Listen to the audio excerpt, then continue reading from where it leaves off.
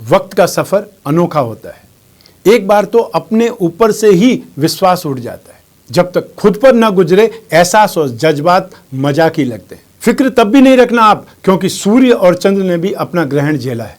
नमस्कार, मैं हूं कमल श्रीमाली। आप सभी का बहुत बहुत स्वागत करता हूं आपके अपने चैनल में तथा चंद्र ग्रहण के विशेष एपिसोड में। इस एपिसोड में हम बात करने जा रहे हैं 19 नवंबर 2021 को होने वाले खंडग्रास चंद्र ग्रहण के बारे में। इस ग्रहण का समय क्या है, ग्रहण का सूतक कब से कब तक है, ग्रहण का प्रभाव कहाँ सबसे ज़्यादा होगा और आपकी राशि पर क्या विशेष प्रभाव पड़ेगा, इस बारे में जानने का प्रयास करते हैं। दीपावली के बाद में इस वर्ष का अंतिम चंद्र ग्रहण लगेगा और ज्योतिष के अनुसार चंद्र ग्रहण लगना शुभ नहीं माना जाता है। ये नेगेटिव एनर्जी देता है, जिससे आपके जीवन पर बुरा प्रभाव पड़ता है। हालांकि 2021 का ये आखिरी चंद्र ग्रहण आंशिक चंद्र ग्रहण है, इसे उपछाया चंद्र ग्रहण भी कहते हैं। हर ग्रहण के दौरान शुभ कार्य नहीं करने की सलाह दी जाती है। 26 दिसंबर 2019 के सूर्य ग्रहण के एपिसोड में मैंने आपको बताया था कि वर्ष 2020 के शुरुआत में ही महामारी और एक भारी नुकसान का अंदेशा है, जो कि मार्च 2020 में लॉकडाउन के रूप में हमारे सामने आया।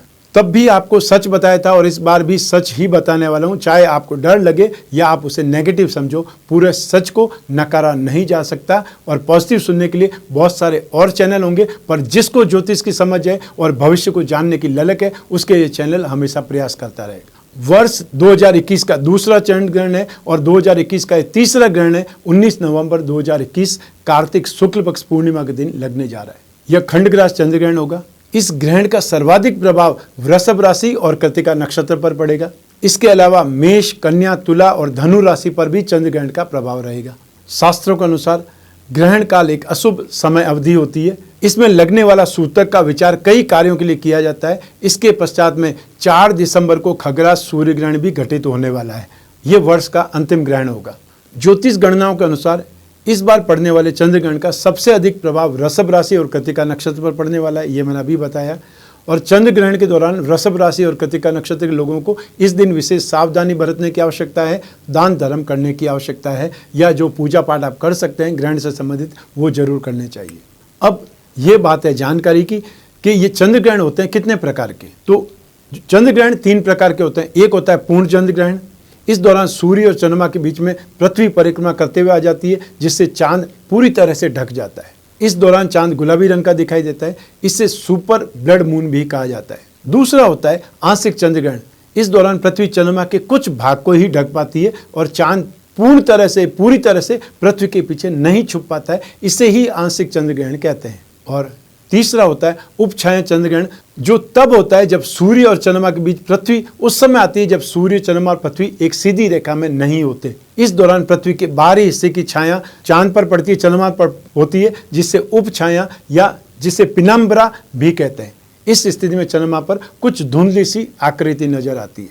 19 नवंबर 2021 को लगने वाला चंद्र ग्रहण उपछाया चंद्र ग्रहण है। इस ग्रहण को बिना विशेष उपकरणों के नहीं देखा जा सकता, क्योंकि चंद्र ग्रहण तो आप नंगी आंखों से देख सकते हैं, आप आराम से देख सकते हैं, लेकिन उपछाया चंद्र ग्रहण को देखने के लिए खास सोलर फिल्टर वाले चश्मों की जरूरत पड़ती है। अब बात करते हैं भारत में चंद्र ग्रहण का समय क्या होगा। तो 19 नवंबर 2021 को प्रातः 11:32 से ये चंद्रमा या ये चंद्र ग्रहण आरंभ हो जाएगा। इस चंद्र ग्रहण का स्पर्श 12:49 पर होगा। मोक्ष 4:17 पर होगा और यह चंद्र ग्रहण समाप्त होगा शाम को 5:34 पर और ये कुल अवधि है 6 घंटा और 2 मिनट।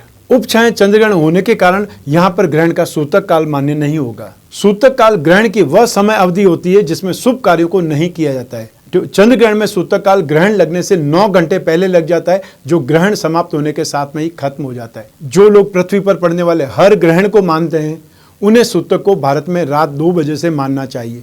आध्यात्मिक लोगों के लिए, सिद्ध योगियों के लिए अपनी शक्तियों को रिचार्ज करने का या एक प्रकार से पुनर्जीवित करने का यह एक विशेष अवसर होता है। यह ग्रहण मुख्य रूप से दूसरे देशों में Canada, north America, south America का नॉर्थ ईस्ट क्षेत्र, रशिया का नॉर्थ ईस्ट क्षेत्र, ऑस्ट्रेलिया, प्रशांत महासागर और ग्रीनलैंड में ही दिखाई देगा। भारत में ये उपछाया चंद्र ग्रहण जो पूर्वोत्तर राज्य है असम और अरुणाचल प्रदेश में ही दिखाई देंगे। अब बात करते हैं चंद्र ग्रहण के कुछ विशेष संयोग की। हिंदू पंचांग के अनुसार यह चंद्र ग्रहण विक्रम संवत 2078 में कार्तिक माह की पूर्णिमा के दिन दिनांक 19 नवंबर 2021 को वृषभ राशि और कृत्तिका नक्षत्र में घटित होगा। इस दिन ग्रहण काल में वृषभ राशि में चंद्रमा राहु के साथ में तो सूर्य केतु के साथ में स्थित होंगे। इस ग्रहण काल में पैदा होने वाले बच्चों की जन्म कुंडली में 2 ग्रहण योग घटित होंगे, अतः चंद्रमा राहु के साथ में ग्रहण योग और सूर्य केतु के साथ में ग्रहण योग। जन्म कुंडली में जब चंद्र ग्रहण दोष लगता है तो एक प्रकार से जीवन पर ही ग्रहण लग जाता है। मनुष्य के जीवन में आने वाले सुख दुख लाभ हानि यश अपयश रोग ये सब ग्रह नक्षत्रों की चाल और गति पर निर्भर करते हैं। बहुत बार एक कड़ी मेहनत करने के बावजूद भी जीवन में हानि ही हानि मिलती है, जबकि कई लोगों को थोड़ी सी मेहनत से ही मनचाहे रिजल्ट्स मिल जाते हैं, सफलताएं मिल जाती है। ग्रहण दोष एक अशुभ योग है। जिस कुंडली में यह होता है उस व्यक्ति का जीवन कष्टप्रद हो जाता है। उसके जीवन में न तो तरक्की होती है ना ही आर्थिक परेशानियों से उबर पाता है। अज्ञानतावश उस व्यक्ति का पूरा जीवन संकटग्रस्त बीत सकता है। जब किसी कुंडली में चंद्रमा के साथ में राहु या केतु हो तो उसे ग्रहण दोष कहा जाता है। ग्रहण दोष जिस भाव में बनता है उस भाव से संबंधित परिणामों पर यह अशुभ प्रभाव डालता है। इससे व्यक्ति को काल्पनिक और मानसिक समस्याएं आ जाती है। व्यक्ति को बीमारियों का वहम होने लगता है और कभी कभी बुरे सपने आते हैं, नींद आने में समस्याएं आने लगती है, वैवाहिक जीवन में शक और वहम पैदा होने लगते हैं। अब बात करते हैं ग्रहण के प्रतिकूल प्रभावों की।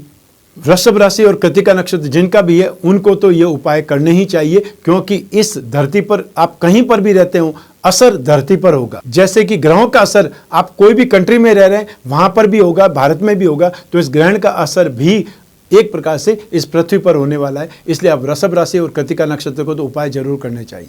ग्रहण काल के दौरान अपनी राशि के स्वामी ग्रह के मंत्रों का जाप करें और चंद्र ग्रहण के अशुभ प्रभाव से बचने के लिए चंद्र ग्रह से संबंधित मंत्रों का जाप करना चाहिए। इस दौरान चंद्रमा के बीज मंत्र का जाप करने से ग्रहण के अशुभ प्रभावों से बचा जा सकता है। इसके अलावा चंद्र यंत्र की पूजा करने से भी ग्रहण के अशुभ प्रभावों से छुटकारा पाया जा सकता है। ग्रहण के लिए विशेष रूप से सूतक यम नियम स्नान दान व्रत अनुष्ठान आदि किए जाते हैं। ग्रहण काल में भोजन शयन मनोविनोद रति क्रीड़ा मूर्ति स्पर्श का निषेध होता है। यथासंभव मलमूत्र त्याग का निषेध करें। गर्भिणी स्त्री को भी ग्रहण के दर्शन नहीं करने चाहिए। साग भाजी इत्यादि नहीं काटने चाहिए, क्योंकि इसका शिशु पर गलत या कुप्रभाव पड़ सकता है। अब जो मानते हैं उनके लिए तो ये आस्था का विषय, जो नहीं मानते हैं जो साइंटिफिक वे में समझते हैं वो भले इसको कुतर्क मान सकते हैं। हम उस चीज़ को रोक नहीं सकते। अतिवृद्ध रोगी या बच्चों के लिए यह नियम नहीं मान्य होंगे। जब चंद्र ग्रहण पड़े तब व्यक्ति एक ताड़पत्री पर इस श्लोक को लिख करके अपने ललाट पर रखे, ताकि चंद्र ग्रहण के दूषित प्रभावों से बचा जा सके। जो ताड़पत्री पर आपको मंत्र लिखना है वो है इंद्रो नलो यमो यक्षो वरुणो वायु रेव च कुबेर ईश्वो ध्वनिबंधु पागोत व्यथा मामा। इस मंत्र को आपको ताड़पत्री पर लिखना है। मैं अपनी टीम को बोलूँगा कि ये मंत्र आपको जो डिस्क्रिप्शन है उस पर दे या स्क्रीन पर दे, ताकि आप स्क्रीनशॉट खींच पाएँ। आइए अब बात करें ग्रहण शांति की। जिनके जन्म नक्षत्र जन्म राशि जन्म लग्न पर ये ग्रहण हो वे ग्रहण का दर्शन कतई नहीं करें। ग्रहण के स्पर्श होते स्नान करके जप पाठ आदि आरंभ कर दें। मध्य में ग्रह शांति हवन कर सकते हैं। ग्रहण के मोक्ष के पश्चात में एक बार फिर से स्नान करें और ग्रहण के अंत में या ग्रहण के बाद में दान करें।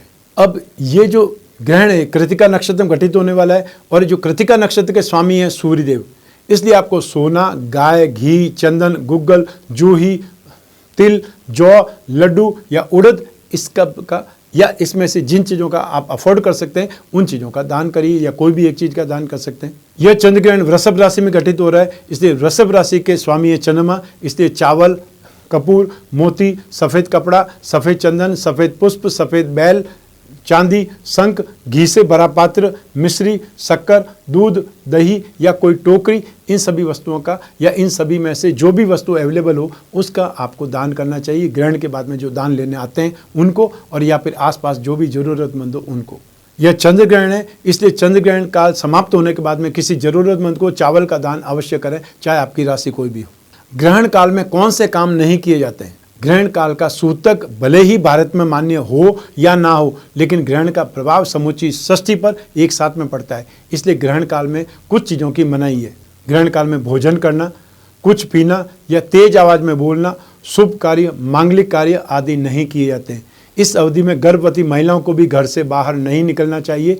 धार्मिक दृष्टि के अनुसार इस दौरान नकारात्मक शक्तियां जागृत हो जाती है और वैज्ञानिक दृष्टि से भी इस समय रेडिएशन बहुत घातक होता है। अब ग्रहण के दौरान और बाद में क्या करना चाहिए।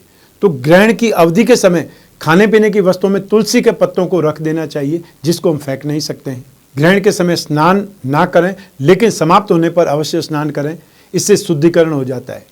क्योंकि इस समय प्रकृति बहुत ही सेंसिटिव होती है, इसलिए हर बात का ध्यान रखना जरूरी हो जाता है। जहाँ तक सूतक की बात है, यह सूर्य ग्रहण और चंद्र ग्रहण दोनों के समय लगता है। बस घटना के समय भौगोलिकता को देखते हुए इसका समय एक प्रकार से तय किया जा सकता है। इस बार भारत में पूर्वोत्तर राज्यों में असम और अरुणाचल प्रदेश में यह ग्रहण देखा जा सकेगा, इसलिए यहाँ इसका सूतक लगेगा। ग्रहण के पहले मंदिरों के पट बंद कर दिए जाते हैं और ग्रहण समाप्त होने पर शुद्धिकरण के बाद ही जो मंदिरों के पट खोले जाते हैं, तब ही दर्शन संभव है। अब ग्रहण के पश्चात आपको क्या विशेष करना चाहिए, तो विशेष रूप से तिल से बनी मिठाइयों का दान करना चाहिए।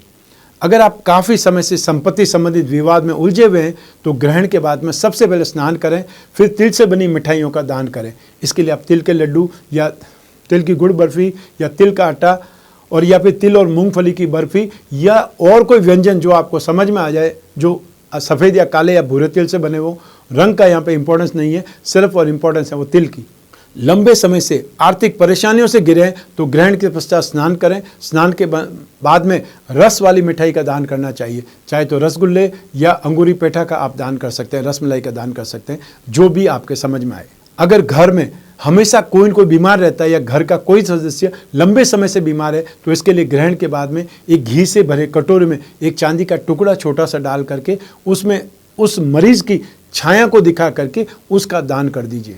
और अंत में एक विशेष उपाय कि आप चींटियों को और मछलियों को भोजन जरूर कराएं। तो चंद्र ग्रहण से अगली सुबह हर किसी को चींटियों को और मछलियों को भोजन कराना चाहिए। ऐसा करने से आपके बहुत सारे कष्ट दूर हो जाएंगे, आपको अपनी जिंदगी में शांति सुकून का एहसास होगा। ये था आपको ग्रहण की जानकारी देने का उद्देश्य, और ग्रहण काल में क्या करना चाहिए क्या नहीं करना चाहिए, ग्रहण कितने प्रकार के होते हैं, ये सब बताने का उद्देश्य था। एक और एपिसोड चंद्र ग्रहण पे मैं बना रहा हूँ जिसमें आपकी राशिफल होगा, चंद्र ग्रहण से संबंधित राशिफल, कौन सी राशि को क्या मिलने वाला है और उससे क्या करना चाहिए। इस एपिसोड को यहीं समाप्त करते हैं। मैं कामना करता हूं कि आप स्वस्थ रहें, प्रसन्न रहें और सुरक्षित रहें। अपना और अपने परिवार का बहुत बहुत ख्याल रखें। आप सभी को मेरा नमस्कार, बहुत बहुत शुभकामनाएं। ईश्वर आपकी रक्षा करे। बहुत बहुत धन्यवाद।